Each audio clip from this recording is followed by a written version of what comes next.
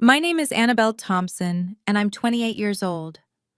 4 weeks ago, my parents sold my grandmother's antique piano, the one she promised would be mine, and used all $95,000 to buy my sister a brand new Mercedes.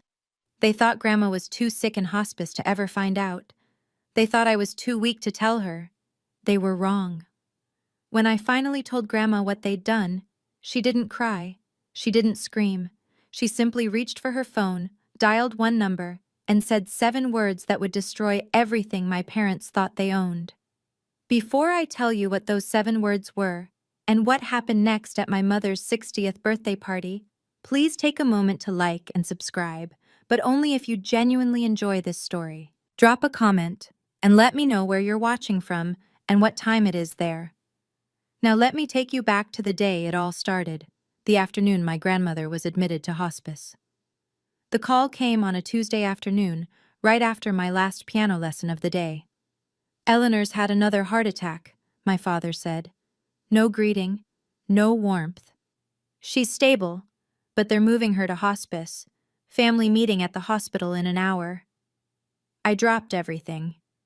By the time I arrived, my parents and my sister Megan were already huddled in a corner of the waiting room, speaking in low voices. My father, Richard Thompson, stood with his arms crossed.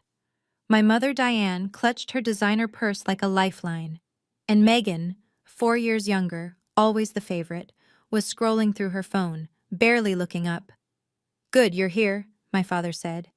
"We need to divide responsibilities. Not, how are you holding up? Not, this must be hard for you. Just logistics. Someone needs to visit Mother daily," he continued. "Diane and I have the business to run. Megan's in a critical phase with Daniel's family." Daniel Harrison. Megan's boyfriend of 8 months, son of my father's most important business partner. "So, Annabelle," my father looked at me like he was assigning a chore. "You'll handle the visits. Your schedule is flexible. Teachers don't exactly work overtime." I wanted to say that I taught music to 37 children every week, that I ran after-school programs, that my time had value too, but I didn't. "Of course," I said quietly. "I want to be with her anyway." "Perfect." My father was already turning away. "Keep us updated if anything changes." As I walked toward Grandma's room, I heard my mother's voice drift down the hallway, meant for Megan's ears alone. "At least she's useful for something." I kept walking. I didn't turn around. Not because I didn't hear, but because I'd grown so used to this kind of pain that I'd stopped expecting it to be acknowledged. Grandma Eleanor's room smelled like lavender and old books. She insisted on both. "They try to make everything smell like antiseptic," she told me on my first visit. "I refuse. If I'm going to die, I'll die surrounded by things I love." She was 76, sharp as a blade, and dying of congestive heart failure. The doctors gave her weeks, maybe a month or two if she was lucky. I visited every day after school. We talked about music, about her years performing across concert halls in the Northeast, about my students who couldn't yet read notes, but already felt rhythm in their bones. One evening, she reached for my hand. Her grip was weaker than I remembered, but her eyes were fierce. "Annabelle, I need you to know something." "Anything, Grandma." "The Steinway." She paused, letting the words settle. "My mother's piano, the one from 1892. I knew it well. I'd learned my first scales on those ivory keys when I was 7 years old. That piano had been the soundtrack of my childhood, the only place in the family where I felt truly seen. "It's yours," she said firmly. "I've already told Richard and Diane. Told them last month, in front of everyone. That piano belongs to you." I remembered that conversation. My father's jaw tightening. My mother exchanging a look with Megan. My sister rolling her eyes and muttering something about sentimental junk. "Grandma, you don't have to." "I want to." She squeezed my hand. "You're the only one who understands what it means. Promise me you'll take care of it." "I promise." She smiled then, a knowing smile that seemed to hold secrets I couldn't yet see. "There are some things more valuable than money, child, and some people who need to learn that lesson the hard way." 2 weeks later, everything changed.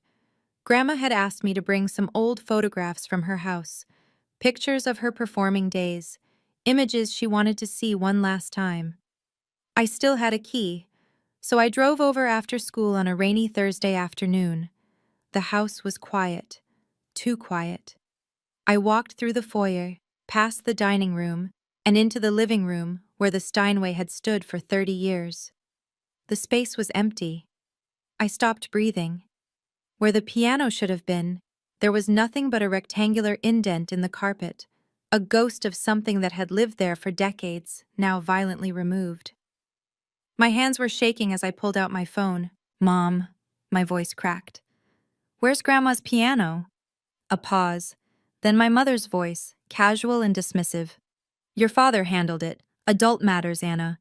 You don't need to worry about it." "Handled it how? Where is it?" I said, "Don't worry about it." "Mom." Click. She hung up on me. I stood in that empty living room for what felt like hours, staring at the indent in the carpet. The rain pattered against the windows. Somewhere in the distance, thunder rolled. I drove to my parents' house that evening. My father answered the door with a glass of scotch in his hand, looking annoyed at the interruption. "The piano," I said. "What did you do?" He didn't even flinch. "Sold it. Got 95,000 for it. Good price." The world tilted. "You sold it? Grandma said it was mine." "Grandma's dying, Anna." He took a sip of his drink. "She doesn't need a piano, and neither do you." Behind him, I heard the jingle of car keys. Megan appeared in the hallway, grinning. New keys. For a new car. "You bought her a car." My voice was flat. "With Grandma's piano." My father shrugged like I'd asked about the weather. "Mercedes-Benz. Megan needs to make the right impression on the Harrisons. Daniel's family is particular about appearances." "That piano was supposed to be mine." "And what would you do with it?" My mother appeared behind my father, arms crossed. "You teach children's music classes, Anna. You don't perform. You don't have the space. Megan needed that money for her future." Her future. I repeated the words, tasting their bitterness. Megan sauntered into the foyer, swinging her new keys like a trophy. "Don't be jealous, Anna. It's not a good look." She smiled, all teeth. "Maybe if you'd picked a better career, you could afford nice things too." I looked at my parents, at my sister, at the life they'd built where I was always the afterthought, always the one whose needs came last. "Does Grandma know?" Silence. "Does she know you sold her piano?" My mother's face hardened. "She's in hospice, Annabelle. She's on morphine half the time. She doesn't need to know anything that might upset her." "You mean you don't want her to know?" "I mean—" My mother stepped closer, her voice dropping to something cold and threatening. "That if you tell her, and it causes her stress, and something happens, that will be on you. Do you want to be responsible for killing your grandmother?" The accusation hung in the air like poison. I should have backed down. The old Annabelle would have. But something had shifted inside me. Something had finally broken. "Grandma has a right to know what happened to her property," I said quietly. "And I won't lie to her." I turned and walked out before they could respond. I didn't sleep that night.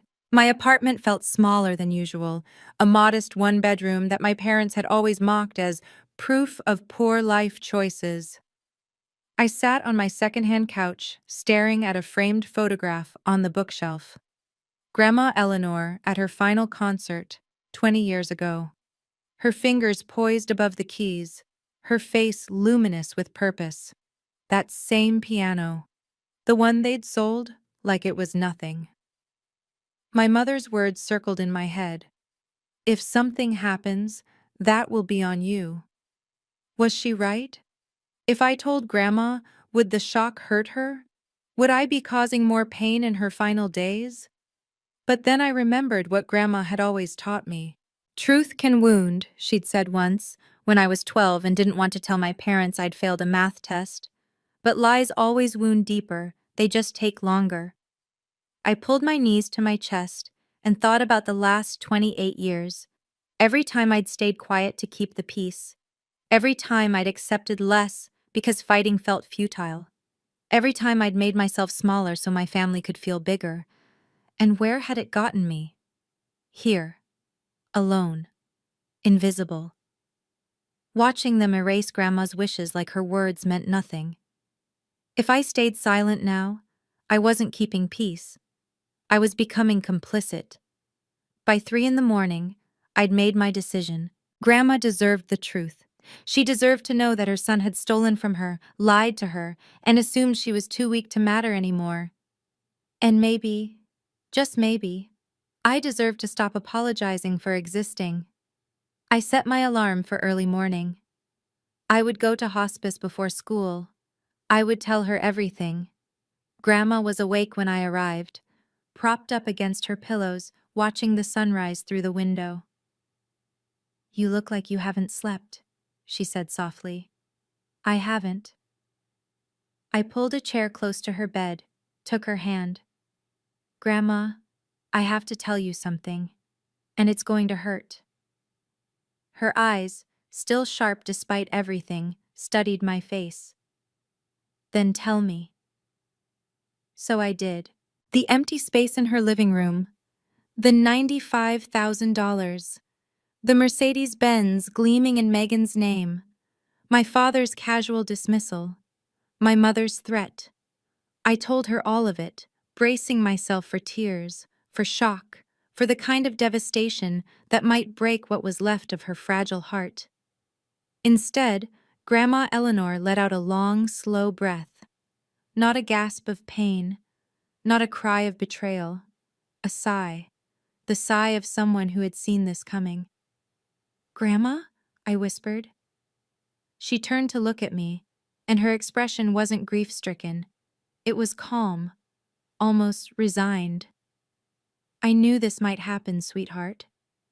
"You knew?" "I know my son." Her voice was steady. "I've watched him become this person for 40 years. I hoped he'd change, but I also prepared for the possibility that he wouldn't." My mind raced. Prepared how? She didn't answer directly. Instead, she reached toward her bedside table. "Hand me my phone, would you?" I passed it to her, confused. She scrolled through her contacts with surprising dexterity, found a name, and pressed call. Then she put it on speaker. 3 rings. Then a man's voice, deep and measured. "Eleanor, how are you feeling?" "I'm dying, Harold, but I'm clear-headed. And it's time." A pause. "I understand. When?" "Sunday. Diane's birthday party. At my house. I'll prepare the documents." "Thank you, old friend." She ended the call and looked at me with a small, knowing smile. "Grandma." I stared at her. "Who is Harold?" "Harold Jennings." She set the phone down gently. "He's been my attorney for 30 years. He was your grandfather's closest friend." "You have your own attorney?" "I have many things your father doesn't know about, Annabelle." Her eyes twinkled despite the exhaustion etched into her face. "Richard assumes he understands everything about my affairs. He's always assumed that. It's his greatest weakness." I felt like I was standing at the edge of something vast, looking down into depths I couldn't see.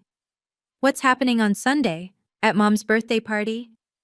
"Justice." Grandma squeezed my hand.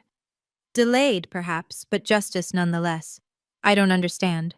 "You don't need to understand everything yet." She leaned back against her pillows, suddenly looking more tired. "I just need you to do one thing for me. Anything. Come to the party, dress nicely, and bring your patience." A ghost of a smile.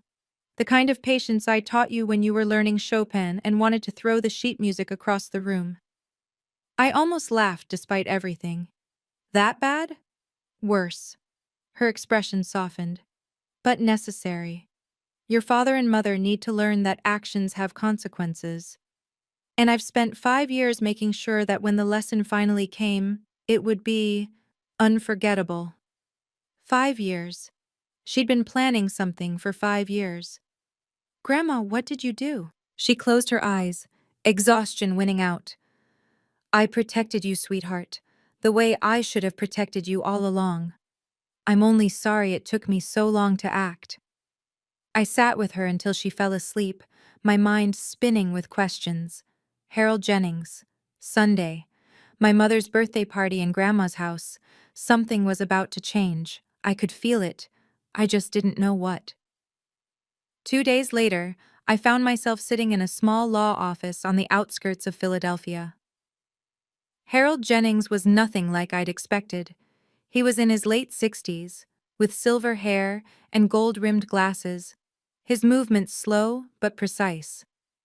His office smelled of old leather and paper, lined floor to ceiling with legal volumes. Annabelle Thompson. He extended his hand. Your grandmother speaks of you constantly. It's a pleasure to finally meet you. Mr. Jennings, Harold, please.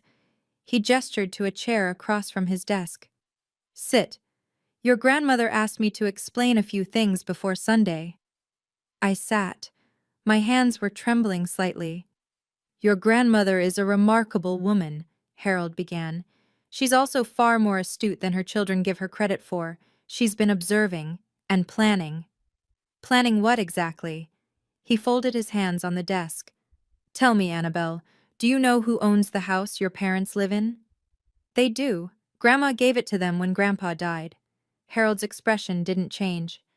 Is that what they told you? It's what everyone says. Everyone's wrong.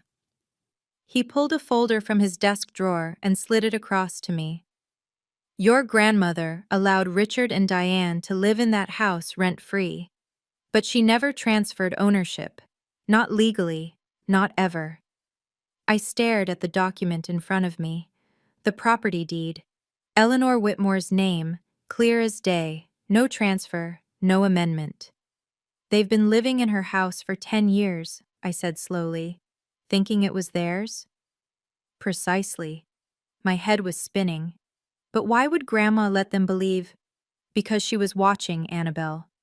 Harold leaned forward, watching to see if her son would prove her fears wrong. Unfortunately, he did exactly what she expected. That night, I returned to my apartment and began searching. Grandma had given me a box of old belongings years ago. Photographs, letters, pressed flowers from her garden. I'd never looked through it carefully. It felt too intimate, like reading someone's diary. But now I needed answers. I found it near the bottom, beneath a stack of faded concert programs. A sealed envelope, yellowed with age. My name, written in Grandma's elegant script. And beneath it, 6 words, for Annabelle, when you need to understand. My fingers trembled as I opened it.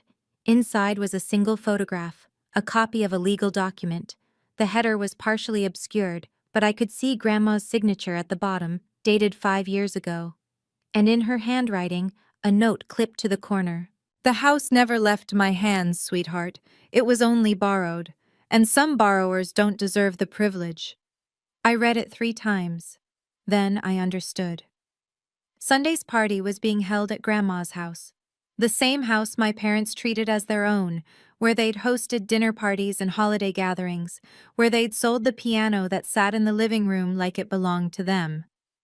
But it didn't belong to them. It never had. My father had built his entire sense of status on a foundation that didn't exist. I thought about all the times he'd lectured me about real assets and smart investments. All the times he'd mocked my small apartment while standing in a home he didn't actually own. The irony was almost too perfect. I tucked the letter back into its envelope and set it on my nightstand. Sunday was 3 days away. Whatever Grandma had planned, it was going to happen in the place my parents had claimed as their territory, and they had no idea what was coming. The night before the party, Grandma called. Her voice was weaker than before, and I could hear the effort each word cost her. But her mind was still razor sharp. Annabelle, are you ready for tomorrow? I think so. I paused. Grandma, are you sure about this? It's Mom's birthday. In front of all those people. That's precisely why it needs to be tomorrow. She took a slow breath. Your father sold my piano in front of everyone. He announced it at that family dinner last month like it was his decision to make.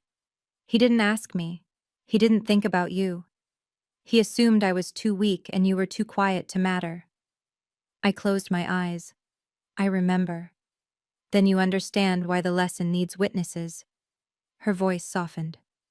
I'm not doing this for revenge, sweetheart. Revenge is empty.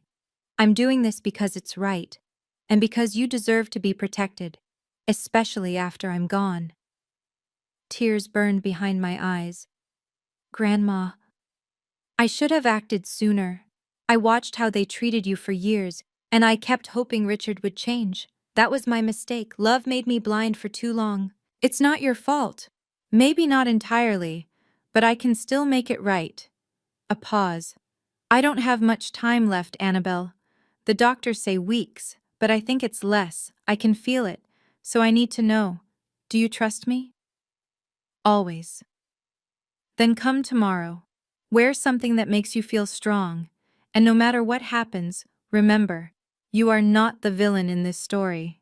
You never were. We said goodnight. I held the phone against my chest for a long time after she hung up.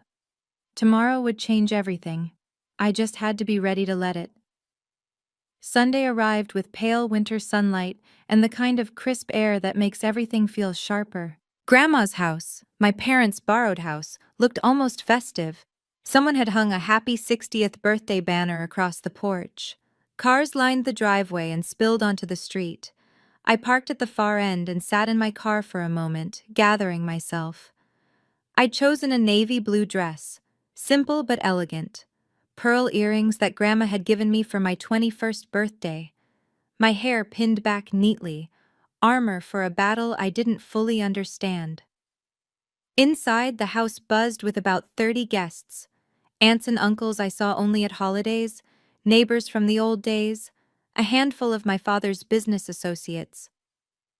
I recognized Mr. Harrison near the fireplace, Daniel standing beside him with Megan on his arm. The living room drew my eye immediately. The corner where the Steinway had stood for 30 years was empty. Someone had placed a large potted plant there, trying to fill the void. It looked ridiculous, a leafy green apology for something that couldn't be apologized away. My mother stood near the dining table in a red designer dress, accepting compliments like a queen receiving tribute. My father hovered nearby, working the room with practiced charm, and in the far corner, almost invisible among the crowd, sat Harold Jennings.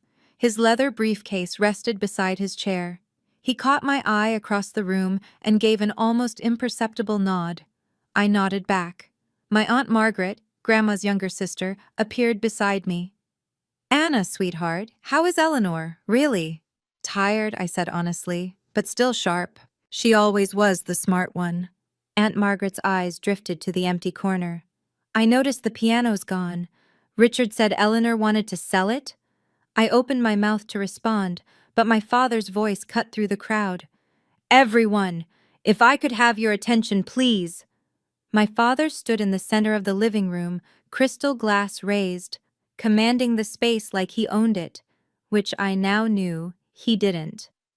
"Today we celebrate 60 wonderful years of Diane Thompson." Applause. My mother beamed. "And I also want to take a moment to share some exciting family news." My stomach dropped. "As some of you know, our daughter Megan has been seeing Daniel Harrison, son of my dear friend and partner, James." He gestured toward Daniel, who smiled politely. "And to celebrate her bright future, we have a special surprise." He led the entire party outside, where a gleaming silver Mercedes-Benz sat in the driveway, a red bow perched on its hood. "A gift," my father announced proudly, "made possible by Grandma Eleanor's generosity. She sold her antique piano to invest in her granddaughter's future." Megan squealed, threw her arms around my father, and posed for photos beside the car. I stood frozen on the porch. He was doing it again, rewriting the story, making himself the hero while erasing Grandma's wishes entirely. A woman I didn't recognize leaned toward her husband. "Wasn't that piano supposed to go to the other granddaughter, the music teacher?"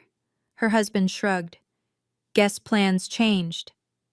Aunt Margaret appeared beside me, her face pale. Anna, did Eleanor really agree to this? Before I could answer, Megan spotted me and called out, her voice dripping with false sweetness. Anna, come take a picture. Don't be jealous. I'm sure Grandma will leave you something too.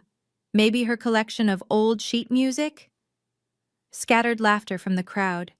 My hands were shaking. My vision blurred with tears I refused to let fall. And then, behind me, I heard the click of a briefcase opening. Everyone began filing back inside, but Aunt Margaret blocked my father's path. Richard! Her voice was steady, but I could see her hands trembling. I need to ask you something. My father's smile didn't waver. Can it wait, Margaret? We're in the middle of... Did you ask Eleanor before you sold that piano? The question landed like a stone in still water. Conversations nearby stuttered to a halt. Mother is in hospice, my father said smoothly. She's not in a condition to make these kinds of decisions. We did what was best for... I spoke with her this morning. Aunt Margaret's voice grew stronger. She's clear-headed, Richard, completely lucid. And she told me you never asked her permission. You never even told her. More people were listening now. I saw Mr. Harrison frown, saw Daniel shift uncomfortably. My mother pushed forward, face flushed. Margaret, this is my birthday, let's not make a scene. A scene? Aunt Margaret laughed, but there was no humor in it. Diane, your husband sold Eleanor's most precious possession without her knowledge and used the money for a car. If anyone's making a scene, it's not me. The room had gone quiet.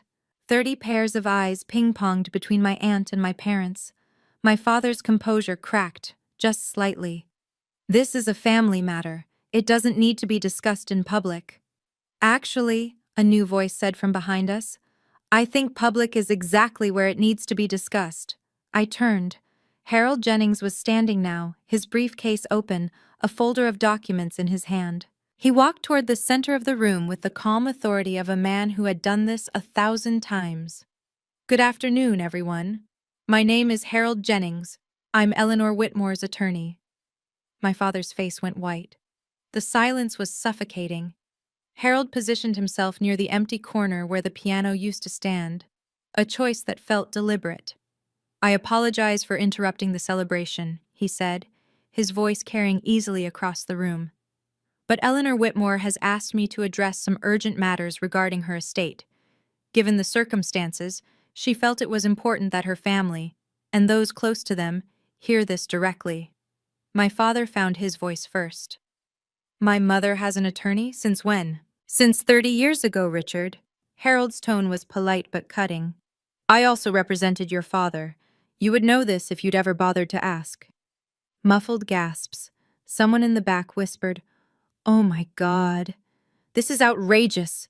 My mother stepped forward. Eleanor is dying. She's not in her right mind. Whatever papers you have. Mrs. Thompson. Harold raised a hand, silencing her. I visited Eleanor this morning. Her nurse Carol can confirm she is fully competent and lucid. She dictated specific instructions for today's meeting. He opened the folder and removed a document. Now I understand there's been some confusion about property ownership. So let me clarify. He held up the paper. This is the deed to the house we are currently standing in. I watched my father's face drain of color. Notice the name on the deed. Eleanor Whitmore, not Richard Thompson, not Diane Thompson. Harold paused, letting the words sink in. This house has never been transferred. It was never gifted. Your parents have been living here rent-free for 10 years at Eleanor's generosity. Nothing more. The room erupted in whispers. My father grabbed the edge of a chair, steadying himself. Megan stared at her father, confusion and panic warring on her face. And Harold Jennings wasn't done. That, he said quietly, is just the beginning. If you're still here, I'm guessing you're holding your breath the same way I was in that moment. Before I tell you what Harold revealed next, I want to ask you something. Who do you think actually owns that house? My parents. Because surely Grandma must have transferred it at some point. B. Grandma, because there's been a secret all along. Me, because the biggest twist is yet to come. Drop your answer in the comments, then keep watching to find out. My father's voice cracked. This is impossible. Mother said the house was ours. She promised. She promised you could live here. Harold set the deed on the dining table where everyone could see it. She never promised ownership. There's a significant legal difference, Mr. Thompson. I watched the realization spread through the room like wildfire. Mr. Harrison took a small step back from my father. One of the neighbors exchanged a knowing glance with her husband. For 10 years, Harold continued, you've enjoyed this property without paying rent, utilities, or property taxes, all covered by Eleanor's accounts. You've treated it as your own. You've even made modifications without permission. He glanced at the modern light fixtures my mother had installed last year. Legally, you are tenants at will, and the property owner has the right to terminate that arrangement at any time. You can't be serious. My mother's voice was shrill. We've lived here for a decade. We've invested in this house. Invested without authorization. Harold's expression didn't change. Any improvements you've made without written consent belong to the property owner, Eleanor Whitmore. Megan grabbed Daniel's arm. This is insane. Dad, tell them this is some kind of joke. My father couldn't speak. He was staring at the deed like it was a death warrant. I should also mention, Harold added, almost casually, that Pennsylvania law takes property fraud quite seriously. Representing someone else's property as your own, particularly in business contexts, can have significant legal consequences. I saw Mr. Harrison's expression shift from confusion to cold calculation. He was looking at my father differently now, not as a partner, but as a liability. The empire my father had built on borrowed prestige was crumbling before our eyes, and Harold still had more documents in his folder. Now, Harold said, pulling out a second document, we come to the matter of the trust. What trust? My father's voice was barely above a whisper. 5 years ago, Eleanor Whitmore established a separate trust, independent of the will that was shared with your family. This trust was created specifically to protect her most valuable assets in the event of, he paused delicately, financial misconduct. Financial misconduct? My mother sputtered. We're her family. Family members can still commit misconduct, Mrs. Thompson, as recent events have demonstrated. Harold withdrew a thick document, its pages crisp and official-looking. Per the terms of this trust, the following assets are irrevocably assigned to a single beneficiary: the property we're standing in, Eleanor's financial accounts, and all items of sentimental value, including the 1892 Steinway piano that was recently sold without authorization. He looked up, and his gaze settled directly on me. The sole beneficiary is Annabelle Rose Thompson. The room went silent. Megan's shriek broke it. What? This is fraud, my father shouted. She was manipulated. That little... He pointed at me, face contorted with rage. Richard. Harold's voice turned to ice. I would advise you to choose your next words very carefully. Everything said here today has been witnessed by over 30 people. Aunt Margaret moved to stand beside me. Her hand found mine and squeezed. Eleanor knew exactly what she was doing, Harold continued. She spent 5 years watching, waiting, hoping her son would prove her wrong. Instead, he sold her most treasured possession to buy a car for the granddaughter who never visits her. He paused. Actions have consequences, Mr. Thompson. This is yours. My mother was crying now. Megan looked like she might be sick, and I couldn't move, couldn't breathe, couldn't believe what I was hearing. Harold let the chaos settle for a moment before continuing. Regarding the piano sale, he pulled out another document. Since the Steinway was part of the trust, and Annabelle is the designated beneficiary, the sale conducted without the trustee's consent, that's Eleanor, constitutes unauthorized disposal of trust assets. What does that mean? Megan's voice was small. It means the $95,000 must be returned to the trust within 30 days. Harold's gaze swept across my parents and sister. Failure to comply will result in civil litigation for misappropriation of trust property. Given the clear paper trail, I assure you, the outcome would not be favorable for your family." My father laughed, a hollow, desperate sound. "We don't have $95,000 sitting around. The money went to the car." "Then I suggest you find a way to liquidate that asset." Harold nodded toward the window, where the Mercedes was still visible in the driveway, red bow and all. "The dealer might accept a return, though you'll likely take a significant loss." Megan burst into tears. "My car? You're taking my car?" "I'm not taking anything, Miss Thompson. I'm simply explaining the legal consequences of your family's choices." I watched Megan look to Daniel for support, but he had already stepped away from her, his expression carefully neutral. His father was whispering something in his ear, and neither of them looked sympathetic. "Additionally," Harold added, "Eleanor has asked me to inform you that your living arrangement in this house will be formally restructured. You may continue to reside here temporarily, but a proper lease agreement will be required." "A lease?" My mother's voice was barely audible. "In the house we've lived in for 10 years?" "In the house," Harold corrected gently, "that you never owned." The room had gone deathly quiet. Every eye was on me. My father turned slowly, his face twisted with betrayal and fury. "You did this. You poisoned her against us." I stood my ground. "No, Dad. I didn't do anything." My voice was steadier than I expected. "Grandma made these decisions 5 years ago. Before I knew anything about them. I only found out this week." "Liar!" My mother's voice shook with venom.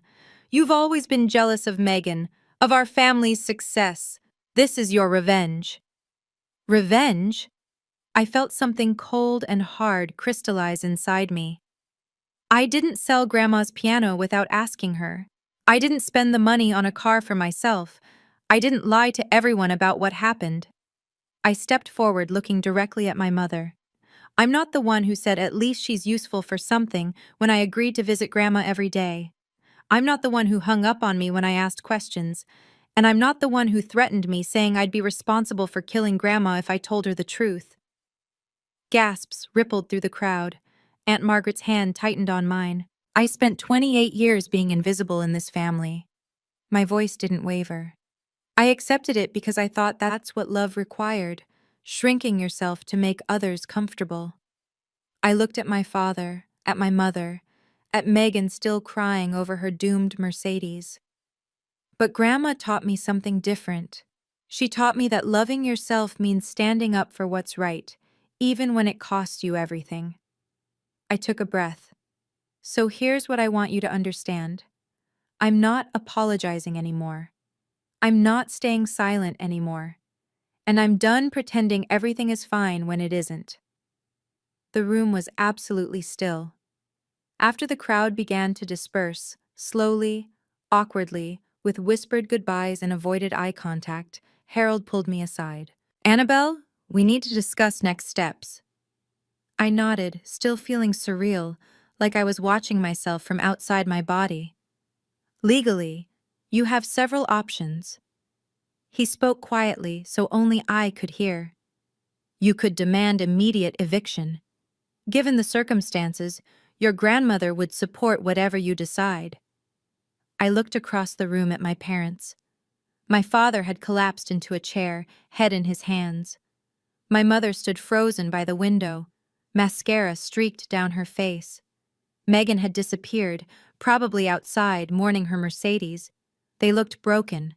Part of me, a small, wounded part, wanted to twist the knife, to make them feel every ounce of the pain they'd caused me over 28 years. But that wasn't who I wanted to be. "I don't want to throw them out," I said slowly. "Not immediately."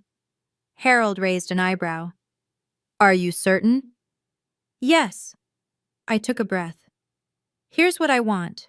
The 95,000 gets returned within 90 days, not 30. I'll give them time to sell the car and figure things out.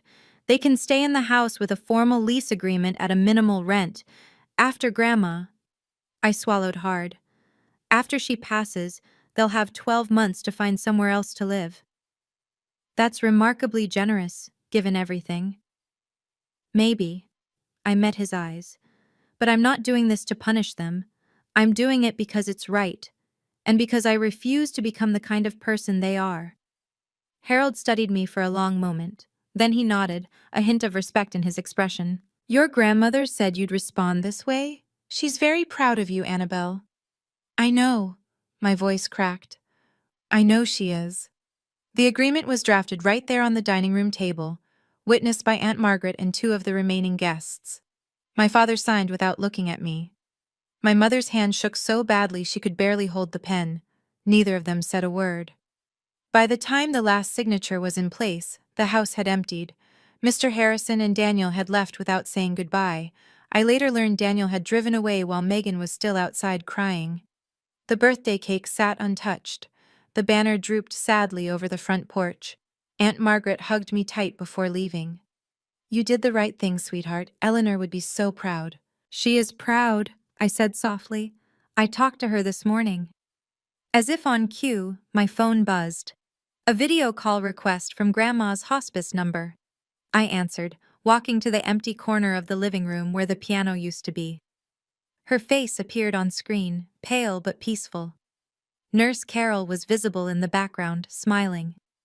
My brave girl. Grandma's voice was weak but warm. How do you feel? Terrified, I admitted. And relieved, and sad, all at once. That's how courage feels, sweetheart. It's never comfortable. I didn't throw them out. I gave them time. I know. Harold texted me. Her eyes glistened. You're a better person than they deserve, Annabelle. But that's why I chose you. I pressed my hand against the screen, wishing I could hold her hand instead. Thank you, Grandma, for everything, for protecting me. Don't thank me. She smiled, but it was tinged with sorrow. Just live well. Play music. Be happy. That's how you thank me. I will. I know you will, sweetheart. She closed her eyes. I know you will. I know a lot of you are probably thinking, so that's it? Did your parents ever change? The honest answer is complicated. Not every story has a perfect ending, but every story has a lesson. Before I tell you what happened in the months that followed, I want to hear from you. Have you ever had to set boundaries with family? How hard was it? Drop your story in the comments. I read every single one. The first week after the party was chaos. News travels fast in small social circles, and the story of what happened at Diane Thompson's 60th birthday spread like wildfire. My father's business partners suddenly became unavailable for meetings. Old friends stopped returning calls. Mr. Harrison formally withdrew from the joint venture they'd been planning. When my father demanded an explanation, the response was cold. I can't do business with someone I can't trust, Richard. If you'd deceive your own mother, what would you do to a partner? The deal would have been worth over $200,000, gone in an instant. Megan had to return the Mercedes. The dealership only offered her $80,000, $15,000 less than my parents had paid. She screamed at the salesman for 20 minutes before finally signing the paperwork. Daniel broke up with her 3 days later via text message. My family thinks it's best if we take some time apart, the message read. Translation: they wanted nothing to do with the Thompson family drama. My sister, who had always been the golden child, found herself suddenly ordinary. No car, no wealthy boyfriend, no special status. She had to borrow my mother's old Honda to get to job interviews. I didn't gloat. I didn't reach out. I simply went about my life, teaching piano to my students, visiting Grandma every evening. But I'd be lying if I said there wasn't some quiet satisfaction in watching the facades crumble. My father had spent years measuring success in appearances, the house, the car, the right connections. Now he was learning that none of it had ever been real. The foundation he'd built his identity on was borrowed, and borrowed things always have to be returned. 3 weeks after the birthday party, the hospice called me at 6 a.m. You should come now, the nurse said gently. She's asking for you. I drove faster than I should have, my heart pounding the entire way. Grandma's room was quiet when I arrived. The morning light filtered through the curtains, casting soft golden shadows across her bed. Her breathing was shallow, her face paper-thin, but her eyes were open, and when she saw me, she smiled. "My Annabelle." Her voice was barely a whisper. "Come sit with me." I took her hand. It felt so fragile, like holding a bird. "I have something to tell you," she said slowly. "Something I should have said years ago." "What is it, Grandma?" "I'm sorry." I blinked. "Sorry? For what?" "For not acting sooner." A tear slipped down her cheek. "I watched how they treated you, year after year. I kept hoping Richard would change, that Diane would see your value. I made excuses because I didn't want to believe my own son could be so—" She trailed off. "It's not your fault," I said, my own tears falling now. "Maybe not entirely, but I could have done more. I could have protected you earlier, instead of waiting until I was dying." She squeezed my hand weakly. "I'm sorry, sweetheart. You deserved better." "You gave me everything that mattered," I said fiercely. "Music, love, the knowledge that I was worth something. That's more than they ever gave me." She smiled, and for a moment she looked like the grandmother I remembered from childhood, strong, radiant, full of life. "I'm so proud of you, Annabelle. You have a good heart, but you finally learned to guard it. You taught me that." "Then I did something right." Her eyes fluttered closed. "I'm tired now, sweetheart. Stay with me? Always." Grandma Eleanor passed away that evening, peacefully, with my hand in hers. The funeral was held 5 days later at the small church she'd attended for 50 years. Per her wishes, it was simple. No elaborate flowers, no ostentatious displays. Just music, memories, and the people who truly loved her. I played the piano during the service. Not the Steinway, that was gone, but a modest upright that the church had owned for decades. I played Chopin's Nocturne in E-flat major, the first piece Grandma ever taught me. The church was half full. Aunt Margaret sat in the front row, tissues clutched in her hand. Grandma's friends from her performing days filled several pews. White-haired women who remembered when Eleanor Whitmore had been a name that meant something in the classical music world. My parents sat in the back. They didn't approach me before the service, or during, or after. My mother wore dark sunglasses that hid her eyes. My father stared straight ahead like a man attending his own sentencing. Megan wasn't there at all. "Too emotionally fragile," my mother explained to someone who asked. I delivered the eulogy. I spoke about Grandma's music, her wisdom, her quiet strength. I spoke about how she'd taught me that love wasn't about grand gestures. It was about showing up, day after day, and choosing to see someone for who they really were. I didn't mention the drama. The funeral wasn't the place. After the service, my father started walking toward me.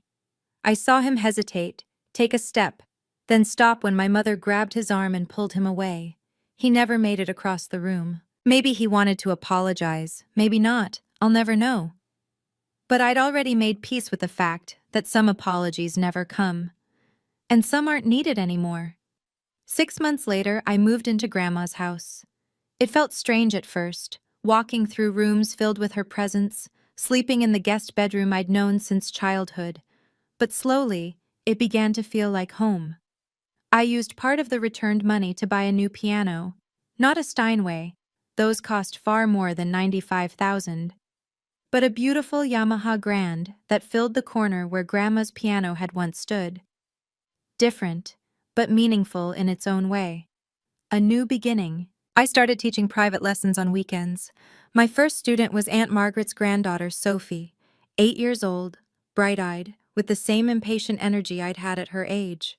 When she played her first complete scale, I cried. My parents moved out 2 months after Grandma's death. They didn't wait the full 12 months I'd offered. They said they couldn't live somewhere with so many painful memories. I think they just couldn't stand the reminder of what they'd lost. They bought a small condo across town. My father's business was struggling, scaled down to half its former size. My mother joined a different social club, one where people didn't know the family's history. We didn't speak. Not out of anger exactly, just distance. Some gaps are too wide to bridge. But I wasn't bitter. Bitterness is exhausting, and I had a life to build. In the evenings, I'd sit at the piano and play until the stars came out. Sometimes Chopin, sometimes Bach, sometimes just improvised melodies that went nowhere and everywhere. Grandma's presence lingered in those moments, in the smell of lavender from the garden she'd planted, in the creak of the old floorboards, in the way the light fell through the windows at sunset. She was gone, but she was everywhere, and I was finally free. 8 months after the funeral, my phone rang. Megan. I stared at the screen for 3 rings before answering. Anna? Her voice sounded different, smaller, less certain. Megan. Silence stretched between us, 28 years of sisterhood reduced to awkward pauses. I'm not calling to ask for anything, she said finally. I wanted to say something. Okay. I've been thinking a lot. About everything that happened. About how I acted. She took a shaky breath. I was so angry at first.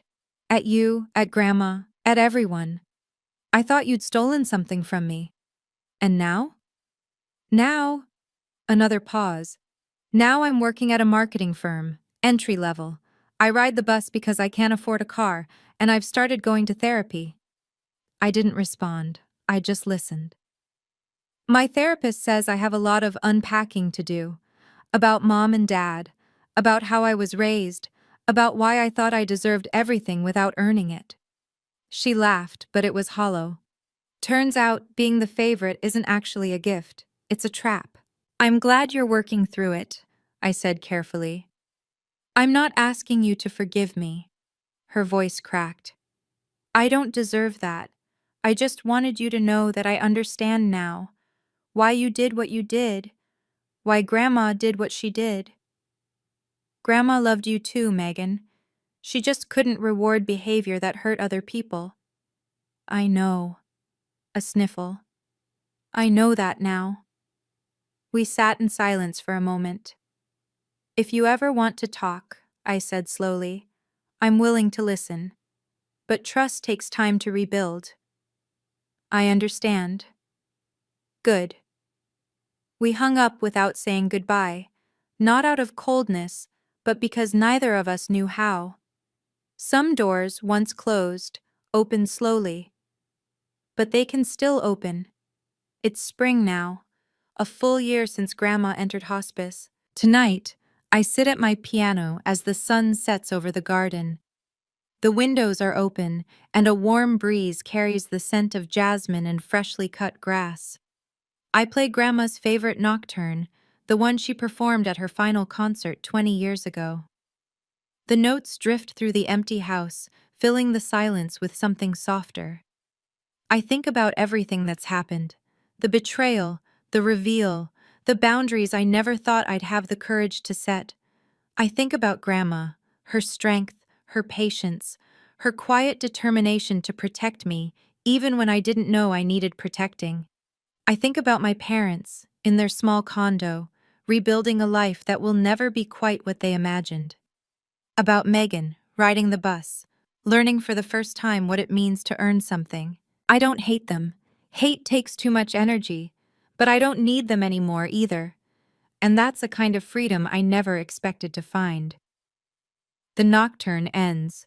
The final notes hang in the air, then fade into the evening quiet.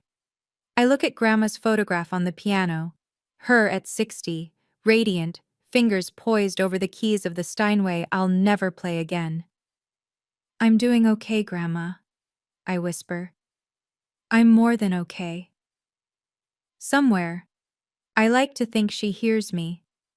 I close the piano lid, stand, and walk to the window. The stars are just beginning to emerge, pinpricks of light in the darkening sky. I don't have the original piano. I don't have the family I thought I had. But I have something better. I have myself. I have boundaries. I have a life I built on truth instead of silence. And that's the real inheritance Grandma left me. And that's my story. Thank you for staying until the end. If this resonated with you, if you've ever had to stand up for yourself in a family that made you feel invisible, I want you to know, you're not alone. Setting boundaries isn't selfish. It's how you honor your own worth. Hit like if this story meant something to you. Subscribe if you want more stories like this. And check the description for more videos I think you'll love. Take care of yourselves, and remember, you deserve to be seen.